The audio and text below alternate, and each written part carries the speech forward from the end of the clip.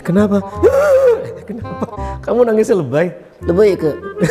Astagfirullah. Kamu nangis kenapa? Aku tuh sedih ke teringat tahun lalu. Waduh, kenapa tahun lalu? Kan sebentar lagi kurban ke. Iya, tahun lalu kenapa? Kurban aku mati. Lebay ya kamu. Kamu kurban, terusnya kenapa? Iya, kurbanku mati. Kamu kurban apa? Ayam jago. Kurban ke ayam jago? Bukan kambing. Oh, kambing. Kenapa tadi bilangnya ayam jago? Bercanda kakak. Oh, kenapa bisa mati? Itu dia kakak. Padahal aku udah niatkan. Oh, Hukumnya apa kak? Apakah aku sudah dihitung? hitung apanya? Pahala sebagai kurban. Oh, kalau gitu matanya sama Ustadz. Kira-kira gimana Ustadz hukumnya? Apakah tetap dihitung sebagai hewan kurban atau seperti apa Ustadz? Karena ketika ingin diserahkan ke masjid ya? Iya kak. Terusnya? Mati. Oh, sedih dong. Sedih banget. Apa yang sedih? Akunya yang sedih kakak. Sedihnya kenapa? Gak punya uang lagi. Nggak punya uang lagi. Buat dia yang kurban, kumpulin. Iya. Gimana Ustadz? Iya, baik. Kak Danang serta Odi yang katanya sedih, tapi kok nggak ada air matanya ya? Habis Tat. Pemirsa BMH TV yang saya hormati, ya. Berbicara tentang hewan kurban yang mati, ya. Memang itu memiliki banyak tahapan yang harus dipetakan satu persatu, ya. Karena kan satu hewan kurban itu kan perjalanannya panjang tuh sampai kepada dia disembelih. Iya. Mulai dari dia itu dikandangkan, ya, dikembangkan, ya, penggemukan, kemudian pengantaran, kemudian sampai pada tingkat dititip, ya, oleh di masjid atau panitia, lalu kemudian sampai pada ke tempat penyembelihan. Hari hanya. Ya. Dan proses perjalanan hewan kurban ini semuanya berpotensi untuk mati ya sebelum disembelih. Sakit, stres gitu ya Ustadz ya? Sakit ya. Stres juga. Stres karena perjalanan dan lain-lain sebagainya. Betul, Nah, betul. ketika hewan kurban itu mati, ya, baik secara khusus apabila matinya itu tidak disengaja, ya, maka hakikatnya yang berkurban itu telah mendapatkan pahala dari niat dan usahanya. Alhamdulillah. Ya. Nah, karena kan usahanya sudah ada, yaitu dia sudah menyimpan, menabung ya, menabung hartanya sedikit demi sedikit untuk berkurban. Iya Ustaz 2 tahun. 2 tahun ya. Nabungnya. Oh, nabungnya 2 tahun lama banget. Kemudian menghubungi, mencari dan lain sebagainya. Nah, baik kita petakan supaya kita bisa mengetahui sejauh apa pertanggungjawaban dari setiap tahapan ini. Tapi saya juga pernah dengar Ustaz, mungkin maaf saya putus sedikit. Ketika ingin beli hewan kurban juga tadi kan Ustaz ya harus sehat, tidak ada yang boleh cacat, betul nggak Ustaz? Betul, ya. Tapi itu pembahasannya nanti ada ya. Ya. Siap. Nah, yang pertama adalah ketika hewan kurban itu meninggal setelah dibeli. Misalnya Kak Danang pergi ke tempat penjualan hewan kurban. Kemudian sudah membeli, sudah sepakat, lalu kemudian setelah dibayar, hewan kurban masih di penjualnya itu mati. Nah, ketika dia mati, harus dipastikan proses matinya itu apakah ada unsur kesengajaan atau tidak disengaja atau mirip-mirip sengaja. Ya, ketika dia tidak sengaja, maka otomatis kewajiban mengganti itu tidak ada.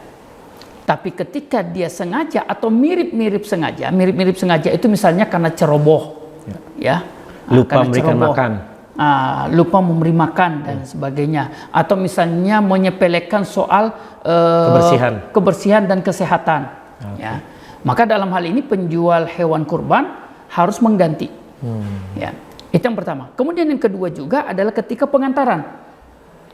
Nah, dalam proses pengantaran juga harus dilihat apakah ada unsur kelalaian dari sopirnya atau yang mengantar.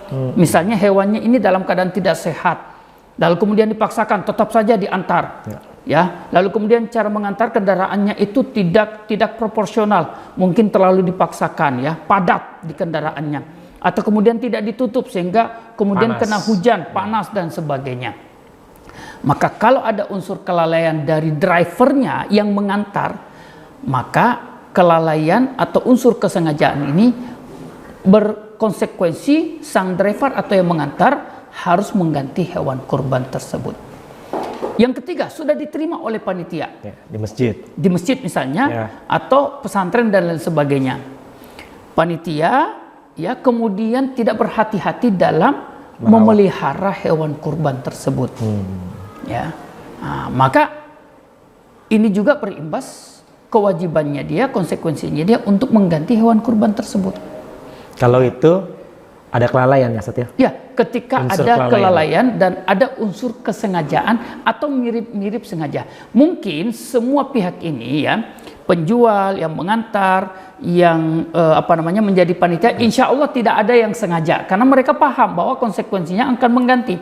Yang paling sering itu adalah mirip-mirip sengaja. Ya, orang mengatakan dalam istilah fikih disebut dengan syibhu amdin, mirip-mirip sengaja. Mirip-mirip sengaja itu mungkin karena kelalaian. Atau misalnya tidak mau mempelajari cara memelihara binatang kurban atau cara mengantarkan binatang kurban yang baik dan selamat. Atau kemudian tidak memperhatikan unsur keamanan. Ya, unsur keamanan. Misalnya ditaruh di pinggir jalan sehingga kemudian ditabrak, atau kemudian ditaruh di tempat-tempat yang terbuka sehingga kemudian mudah untuk dicuri. Ya, karena mati dan dicuri kan hampir sama saja, sama-sama hewan kurbannya tidak bisa dikurbankan. Ya, sehingga ini yang bisa menjadi sebab perbuatan tersebut disebut dengan syibhu amdin, mirip-mirip sengaja.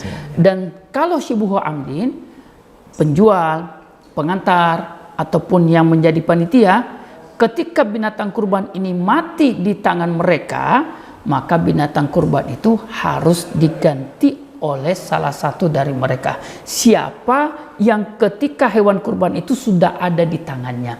Nah, pemirsa BMH TV, terkait dengan yang berkurban, ketika betul-betul sudah menunaikan prosesnya, ya, menunaikan kewajibannya, dia sudah memilih dengan baik, sudah dia pastikan bahwa binatang kurbannya itu sehat, sudah membayar, ya, sudah dibayar, tidak sakit dan sebagainya, lalu kemudian takdirnya itu mati, maka yang berkurban insya Allah sudah menggugurkan kewajibannya. Alhamdulillah.